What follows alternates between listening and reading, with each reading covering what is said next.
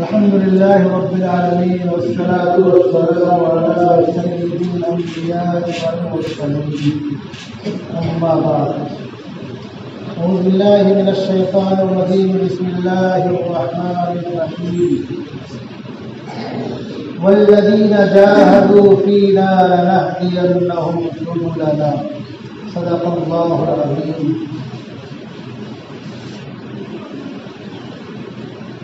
غلامان محمد جان دینے سے نہیں ڈرتے، غلامان محمد جان دینے سے نہیں ڈرتے، یہ سر کٹ جائے یا رہ جائے اس کی پرواہ نہیں کرتے. حضرات محترم، آج اگست کی 12 تاریخ ہے اور 15 اگست 1947 کی تاریخ بھارت کے باشندوں کے لیے بہت ہی مبارک اور خوشگوار تھی. ایک لمبی مدت کی جد و جہد کے بعد بھارت کے باشندوں کو وہ دن دیکھنا نصیب ہوا اور آزادی کا پرچم لہرایا. کتنی قربانیاں دیں، کتنے لوگ جیل کی کال کوٹھریوں میں مر اور چھپ گئے. ہم کو آخری ایام کی کچھ باتیں یاد رہتی ہیں.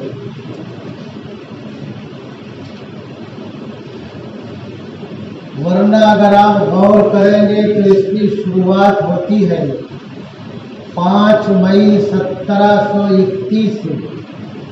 5 مئی 1731 کو ہندوستان کے عظیم سپوت مائے ناز محدث کہ بر صغیر کے جتنے علماء اور مشائخ ہیں سب کے لیے وہ حدیث کے سلسلے میں ایک بہت بڑا مرکز ہے جن کو مسند الہند کہا جاتا ہے. حضرت شاہ ولی اللہ محدث دہلوی رحمۃ اللہ علیہ رحمۃ واسعہ 5 مئی 1731 کو سوشلسٹ ڈیموکریٹک حکومت کے نام سے تنظیم بنائی. اب یہ تنظیم کیوں بنائی؟ اگر آپ پیچھے جائیں گے تو بہت سی باتیں آپ کو معلوم پڑیں گی. اس کی شروعات ہوتی ہے 1498 سے. 1498 میں واسکو ڈی گاما حرم ملاح کے ذریعے بھارت آیا. اس کے بعد 1601 عیسوی وہ ہے جس میں بھارت کے تخت و تاج پر جو شخص متمکن تھا اس کو دنیا نور الدین جہانگیر کے نام سے جانتی ہے.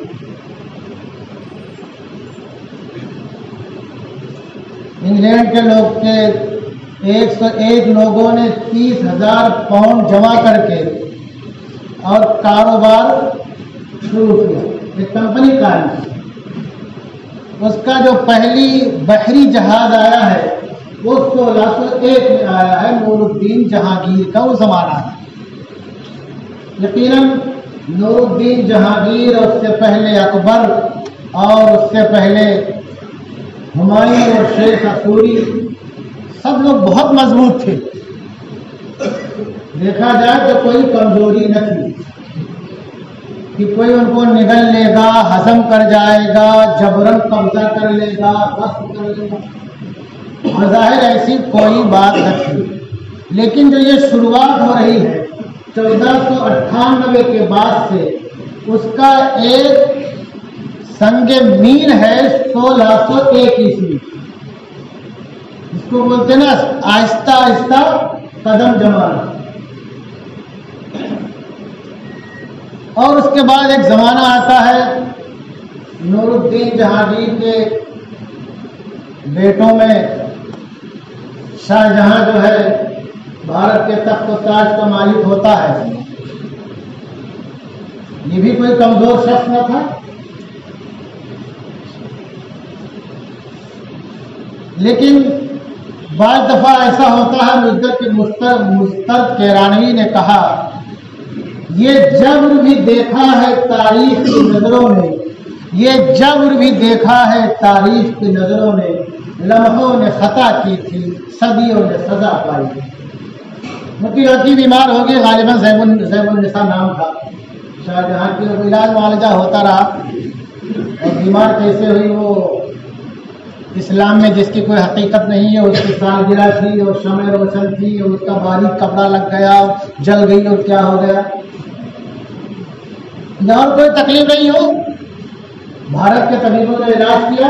میں تو سمجھتا ہوں کہ بھارت کے ماہر طبیبوں کی وجہ سے ہی وہ ٹھیک ہوئی، لیکن ایک انگریز طبیب نے علاج کیا جیسا کہ کچھ لوگ لکھتے ہیں، اور وہ ٹھیک ہو گئی۔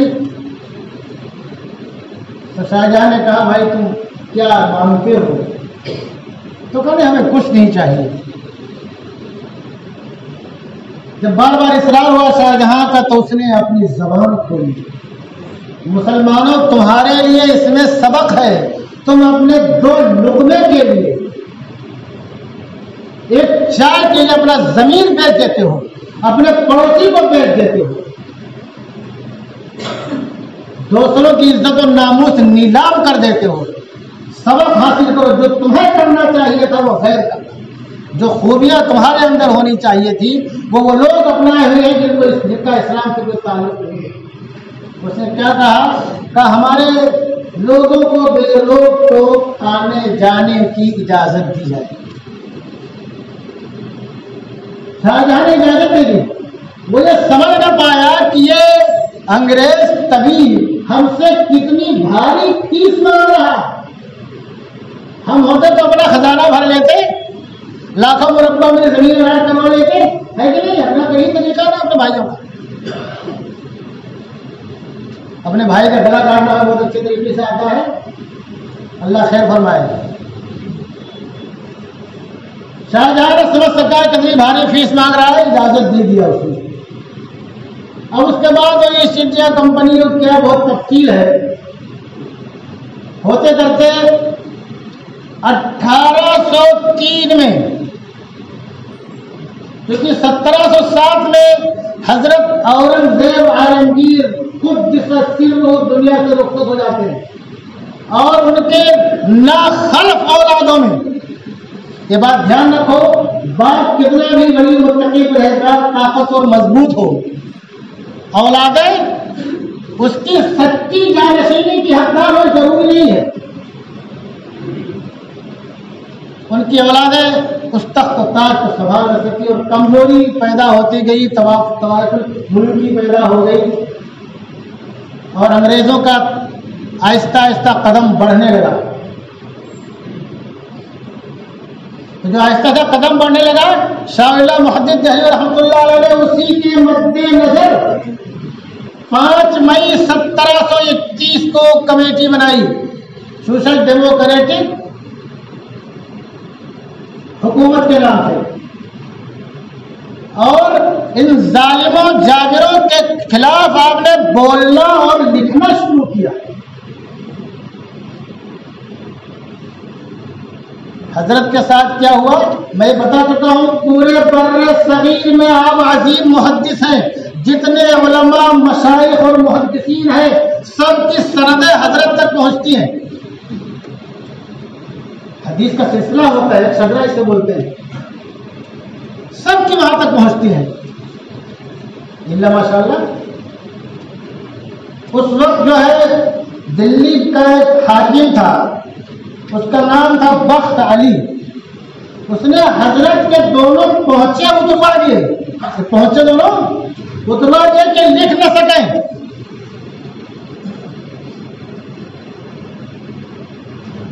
جب دشمن گھر میں پل رہا ہو تو آپ باہر والوں سے کیسے مقابلہ کریں گے؟ بھائی بخت علی تو مسلمان ہی تھا نا، بھارت کا تھا، اور حضرت کو طرح طرح سے ستانے کی کوشش کی گئی.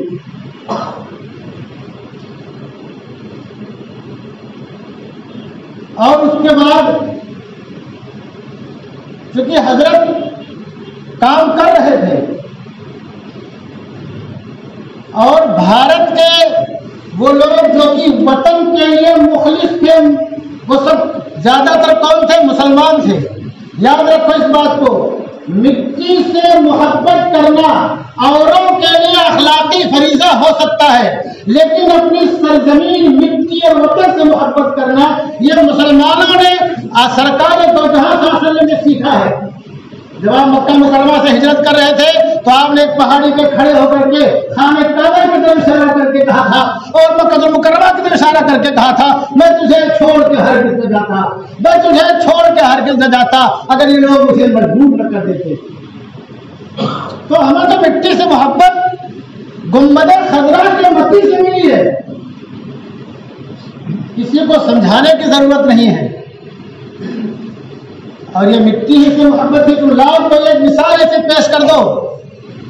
ایک نوجوان جس کو دنیا اشفاق اللہ خان کے نام سے جانتی ہے، سن 1900 میں جس کی ولادت ہوتی ہے اور 1927 کو دسمبر میں جس کو پھانسی دی جاتی ہے.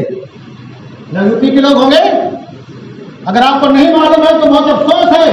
فیض آباد کی جیل میں ان کو پھانسی دی گئی اور انہوں نے آخر میں کیا کہا؟ وہ آرزو پوچھتے ہیں نا، آرزو کیا خواہش کیا آپ کی؟ کوئی آرزو نہیں ہے، کوئی آرزو نہیں ہے. آرزو تو بس یہ ہے کہ کوئی ذرا سی رکھ دے خاک وطن کفن میں. آرزو تو بس یہ ہے کہ کوئی ذرا سی رکھ دے خاک وطن کفن میں، یعنی ہمارے کفن میں ہمارے وطن کی مٹی رکھ دے کوئی ہماری آرزو ہے. پھانسی کے پھندے کو چومتے ہوئے کہا تھا.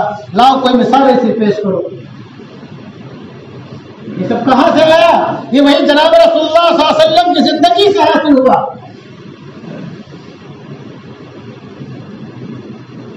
تو وطن سے محبت مسلمانوں کو گنبد خضرا کی مٹی سے ملی ہے. اس کے بعد جو ہے آپ کے صاحبزادے ہے شاہ عبدالعزیز رحمۃ اللہ علیہ، اور اس درمیان جو لوگ مخلص تھے وہ سب انگریزوں کے مخالف تھے. اور شاہ عبدالعزیز رحمۃ اللہ، شاہ ولی اللہ رحمۃ اللہ علیہ کے جو بیانات تھے، آپ کی جو باتیں تھی اس سے متاثر ہو کر کے بہت سے راجا اور بہت سے تخت و تاج کے مالکین انگریزوں سے برسر پیکار تھے. ان میں ایک بہت بھاری نام ہے سلطان ٹیپو شہید کا. مجھے افسوس ہوتا ہے ہمارے بہت سے بھائی اپنے کتوں کا نام ٹیپو رکھتے ہیں، بلیوں کا نام ٹیپو رکھتے ہیں، جانوروں اور بکروں کا نام ٹیپو رکھتے ہیں. تمہیں شرم نہیں آتی ہے؟ ٹیپو غیرت مند باپ کا غیرت مند لڑکا تھا جس نے آخری وقت تک ہی انگریزوں کے سامنے جھکنا گوارا نہیں کیا. غلامان محمد جان دینے سے نہیں ڈرتے، یہ سر کٹ جائے یا رہ جائے اس کی پرواہ نہیں کرتے. مثال کہاں صادق آتی ہے؟ سلطان ٹیپو شہید پر. 4 مئی 1799 کو جب سلطان ٹیپو شہید ہو جاتے ہیں، اور یاد رکھو جو سلطان ٹیپو کا فوٹو آپ دیکھ رہے ہیں وہ نہیں ہے.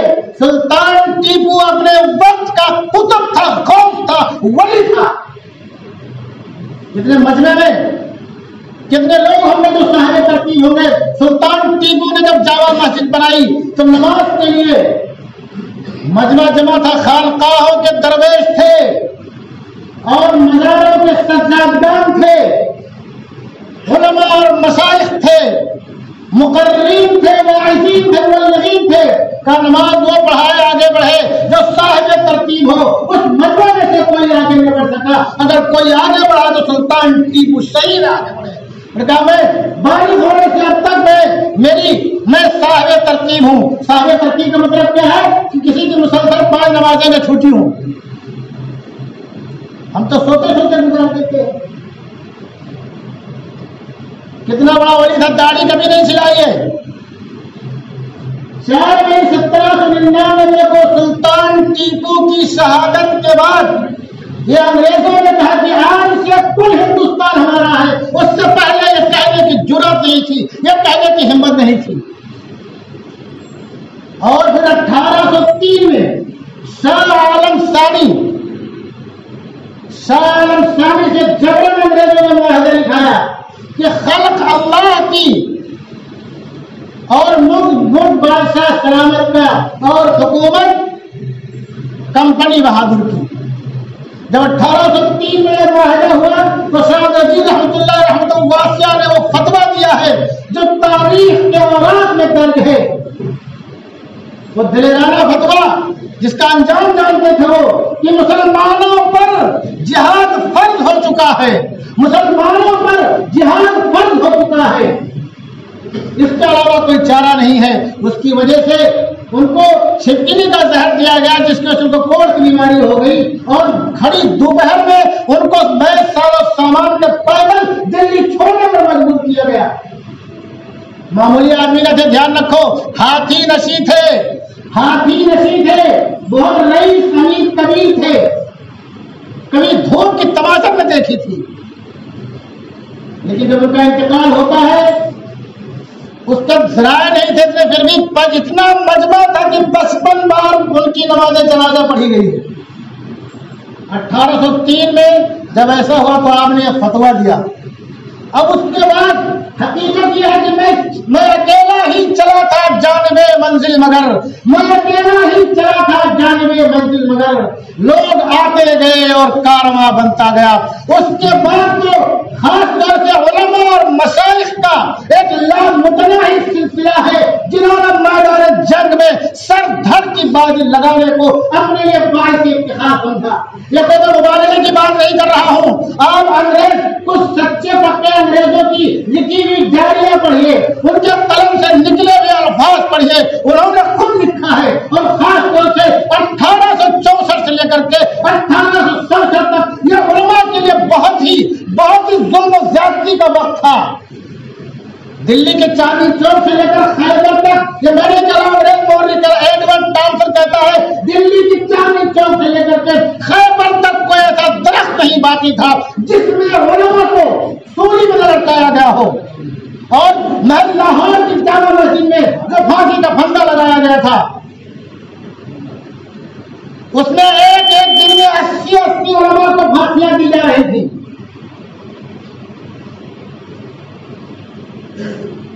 کتنی ظلم و زیادتی تھی علماء کے ساتھ، عوام کے ساتھ، مسلمانوں کے ساتھ، یہاں کے پبلک کے ساتھ. لیکن یہ سر دھڑ کی بازی لگانے والے کون لوگ تھے؟ زیادہ تر علماء اور مشائخ تھے.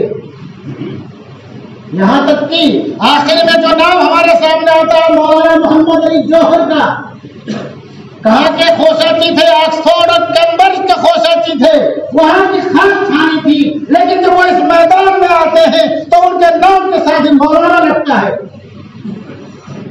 مولانا مقام آزاد رحمۃ اللہ رحمۃ واسعہ برہ صغیر کے کسی مدرسے کے فاضل نہ تھے، لیکن اس کے باوجود ان کو مولانا کہا جاتا ہے. ان کی تعلیم مصر کی تھی. یہ علماء کی قربانیاں ہیں. میں ایک مثال دے دوں، مولانا جعفر تھانیسی رحمۃ اللہ علیہ نے اپنی خود نوشت جو ہے تاریخ کالا پانی میں لکھا.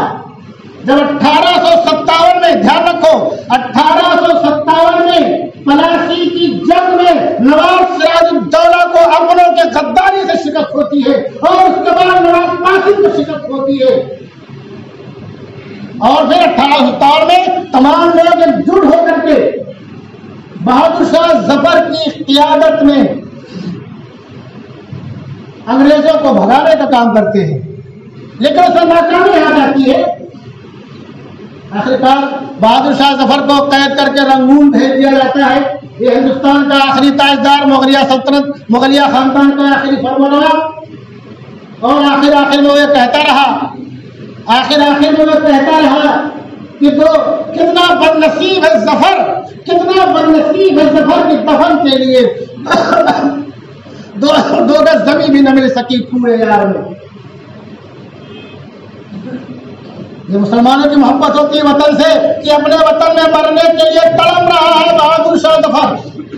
بہادر شاہ ظفر کو رنگون بھیج دیا گیا، اور اس وقت جو ہے جو آفت ٹوٹی ہے وہ مسلمانوں پر ٹوٹی ہے، اور مسلمانوں میں سے خاص طور سے علماء پر ٹوٹی ہے. اگوائی علماء کر رہے تھے، مسائل یہ بتا رہے تھے تھے، قیادت یہ کر رہے تھے، جامع شہادت کے فضائل یہ بیان کر رہے تھے، وطن سے محبت کے فضائل یہ بیان کر رہے تھے، جھنڈا ان کے ہاتھ میں تھا۔ ایک واقعہ بتاؤ تو لکھتے ہیں تاریخ کالا پانی میں، ان کو اور ان کے رفقا کو دلی میں قید کر کے لاہور بھیجا گیا۔ جب لاہور پہنچے تو وہاں کے جیل کے آفیسر لے گئے تو یہ مولوی بڑے آرام سے دلی سے ہی آ گئے۔ ابھی ان کو بتاتا ہوں میں، اس نے لاہور سے ملتان بھیجنے کے لیے ٹرین کے ڈبوں میں چھوٹے چھوٹے کیبن بنائے اور اس کیبن میں چاروں طرف چیریں لگا دی۔ لاہور سے ملتان کا سفر 1 مہینے میں طے ہوا۔ پیشاب پاخانہ کے لیے پانی بھی نہیں ہے، دھیان رکھو، کوئی پرسان حال نہیں ہے۔ جب ٹرین چلتی تو اس کے ہتھوڑے سے کبھی یہ کیل ادھر سے لگتی، کبھی وہ کیل ادھر سے لگتی، پورا بدن لہولہان ہے اور پیشاب پاخانہ میں تربتر ہے، بدبو اپنے انتہا کو پہنچی ہوئی ہے۔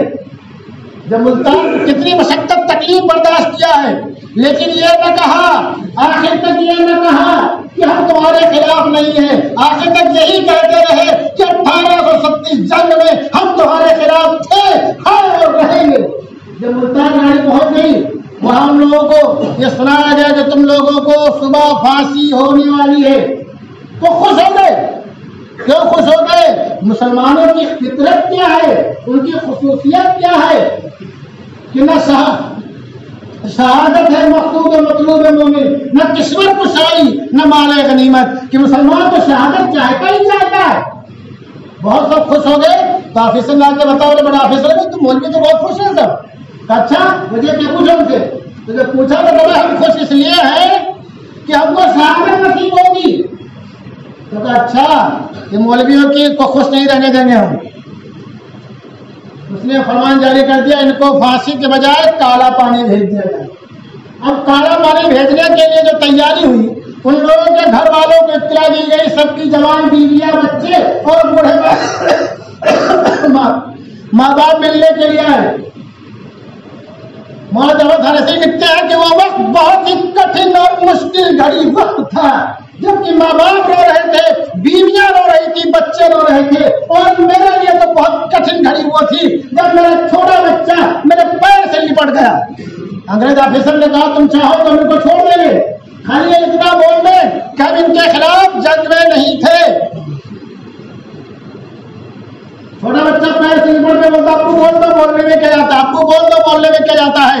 بولے وہ گھڑی ہمارے لیے بہت مشکل گھڑی تھی، آسمانی گھڑی تھی، ہم نے اپنی بیوی سے کہا سنبھالو اس بچے کو تم، اگر اللہ زندگی رکھے گا تو اس دنیا میں دوبارہ ملاقات ہوگی، اور اگر موت آ گئی تو انشاءاللہ حوض کوثر میں ملاقات ہو جائے گی۔ تو یہ علماء کی قربانیاں ہیں، ہر محاذ اور منزل پر علماء آگے تھے۔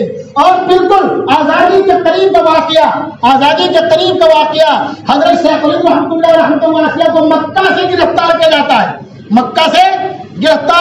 ہے، اور گرفتار کر کے مالٹا کی جیل میں قید کر دیا جاتا ہے، اور جب جیل سے چھوٹ کر کے آتے ہیں دلی کے بمبئی کے ساحل پر اترتے ہیں، یہاں لوگ ان کا بہت پرجوش استقبال کرتے ہیں، اور اس کے بعد پھر کیسے دیوبند پہنچتے ہیں، اور وہاں پہنچنے کے کچھ دنوں کے بعد علی گڑھ کے طلبا ان کا پروگرام لینا چاہتے ہیں، اور جامعہ ملیہ کی بنیاد رکھنے کے لیے ان سے کہا جاتا ہے۔ یہ دھیان رکھو مسلمانوں، ہمارے بہت سے لوگوں کے دماغوں میں گھسا ہوا ہے کہ مولوی اصلی تعلیم کا مخالف ہے۔ مولوی اصلی تعلیم کا مخالف نہیں ہے، مولوی تو اصلی تعلیم کا حامی ہے۔ اگر مولوی اصلی تعلیم کا مخالف ہوتا تو حضرت شیخ الہند رحمۃ اللہ رحمۃ واسعہ جامعہ ملیہ کی بنیاد نہ رکھتے۔ اصلی تعلیم کا حامی ہے، لیکن اس کے ساتھ یہ چاہتا ہے کہ تمہارے نئے لڑکے پڑھ کر کے مولانا محمد علی جوہر بنے، شوکت علی جوہر بنے، عبد المجید دریا بادی بنے۔ مطلب کیا ہے؟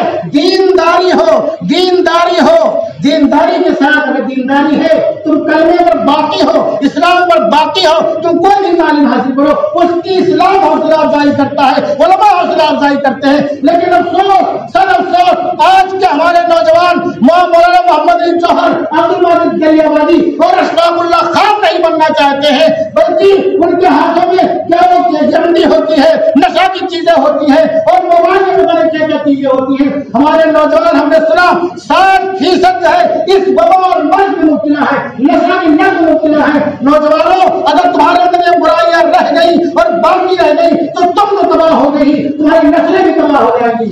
قاضی شیخ رحمۃ اللہ علیہ بمبئی کے ساحل پر اترے، بڑا زوردار استقبال ہوا، دیوبند تک استقبال ہوتا رہا، وہاں پہنچے، پھر علی گڑھ گئے، وہاں بچوں وہاں کے اسٹوڈنٹ کے بیچ بیان کیا اور جامعہ ملیہ کی بنیاد رکھی۔ اس کے کچھ دنوں کے بعد ان کا انتقال ہو گیا۔ کچھ دنوں کے بعد جب لوگوں نے غسل دیا تو دیکھا کہ ان کی پیٹھ پر گوشت نہیں ہے، سب جلا ہوا ہے۔ ان کے خاص شاگرد مولانا اشرف رحمۃ اللہ دامکاتوں کے والد گرامی شیخ الاسلام مولانا حسین احمدی رحمۃ اللہ علیہ جو ہے اس وقت کلکتہ چلے گئے تھے۔ وہ واپس آئے تو لوگوں نے ان سے پوچھا کہ آپ کے استاد محترم کی پیٹھ میں گوشت نہیں، سب جلا ہوا ہے، داغ ہی داغ ہے، کیا ماجرا ہے؟ تو کہا کہ حضرت نے ہم سے کہا تھا یہ راز کسی پر فاش مت کرنا، لیکن دنیا سے چلے گئے تو بتاتا ہوں میں، اب بتاتا ہوں میں۔ کہا کالا پانی مالٹا کی جیل میں انگریز ان کو رات کی تاریکی میں نیچے کا کوٹھری میں لے جاتا تھا اور جلتی ہوئی آگ پہ لٹا دیتا تھا اور کہتا تھا تم کہہ لو کہ انگریزوں کے مخالف نہیں، بس تم کو ہم چھوڑ دیں گے، لیکن آخر دم تک نہ کہا، آخری دن تک نہ کہا۔ یہ اس کا نتیجہ تھا کہ ان کی پوری پیٹھ کے گوشت جل گئے تھے۔ یہ ظلم و زیادتی برداشت کرتے رہے لیکن انگریزوں کی مخالفت کبھی نہیں چھوڑا، اور خود شیخ الاسلام حضرت حسین احمدی رحمۃ اللہ علیہ کا واقعہ ہے، جب انگریزوں کی عدالت میں پہنچے تو اس نے کہا کہ آپ نے ہمارے خلاف بیان دیا ہے، کہاں دیوان دیا ہے؟ مولانا محمدی جو رحمۃ اللہ علیہ ان کے قدموں میں گر گئے، حضرت خاموش رہیے، آپ کی بھارت کو بہت ضرورت ہے، ہمیں بہت ضرورت ہے۔ حضرت نے کہا نہیں، سچی بات ہے جو کہنی ہے یہاں بھی کہوں گا، اور یہ کہا۔ اس نے کہا جانتے اس کے سزا کیا ہوگی انگریز جلنے؟ کہا میں جانتا ہوں، اس لیے کفن بھی ساتھ میں لایا ہوں، اور انگریزوں کی جو فوج کے وہاں ذمہ داران تھے اپنے اسلحے کے ساتھ ان کو مخاطب کرتے ہوئے کہا تھا لیے پھرتی ہے چوچ میں بلبل گل، لیے پھرتی ہے چوچ میں بلبل گل، اے شہید ناز تیری تربت کہاں ہے؟ تو میرے کہنے کا خلاصہ یہ ہے یہ قربانیاں ہیں، یہ علماء کی قربانیاں ہیں، اور علماء کے ساتھ ساتھ ان کے عوام کی قربانیاں ہیں، اور جو دوسرے لوگ جن کا پورے فسانے میں کم سے کم 1885 تک اور 1885 کے بعد 1920 تک جن لوگوں کا پورے فسانے میں کہیں نام نہیں تھا، آخر میں وہی اپنے آپ کو تخت و تاج کا مالک سمجھنے لگے، تخت و تاج کا مالک سمجھنے لگے۔